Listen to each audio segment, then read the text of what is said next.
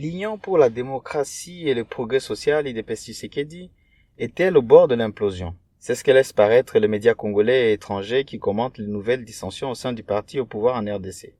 Mais l'IDPS, familière aux crises internes, pourrait survivre à celle-ci aussi. Voici pourquoi. Bonjour, je m'appelle Fred Baouma, je suis analyste et directeur exécutif des Bouteli. Vous écoutez le 28e épisode de la saison 4 de Pona Bisso, capsule audio des Bouteli et du groupe des titres sur le Congo. Nous sommes le vendredi 19 juillet 2024. Depuis quelques jours, des appels à la démission d'Augustin Kabouya, secrétaire général et président intérimaire de l'IDPS, se multiplient. Lancé par la lettre de Eteni Longondo, cadre du parti et ancien ministre de la Santé, quelques factions importantes de l'IDPS se sont rapidement jointes à l'appel. Il s'agit notamment des 33 secrétaires nationaux, du président de la Ligue des jeunes du parti et surtout des Jeko Beya, cadre influent au sein de Forces du Progrès.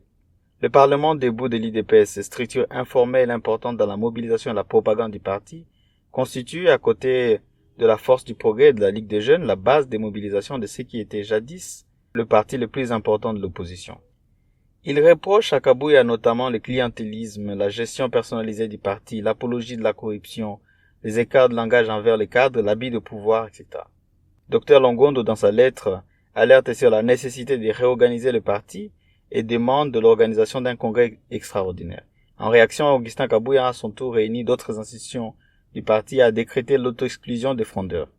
L'UDPS n'est pas à sa première crise, bien au contraire.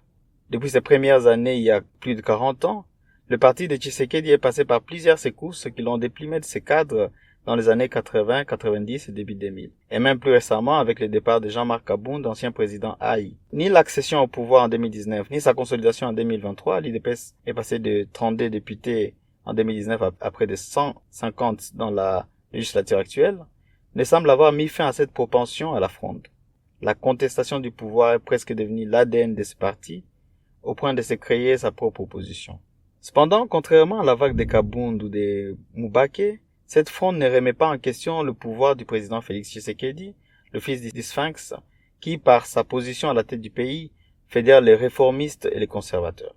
La crise actuelle au sein de l'IDPS pourrait donc difficilement aboutir à la scission du parti et encore moins à son implosion. Elle pourrait cependant fragiliser l'action du gouvernement au sein des institutions.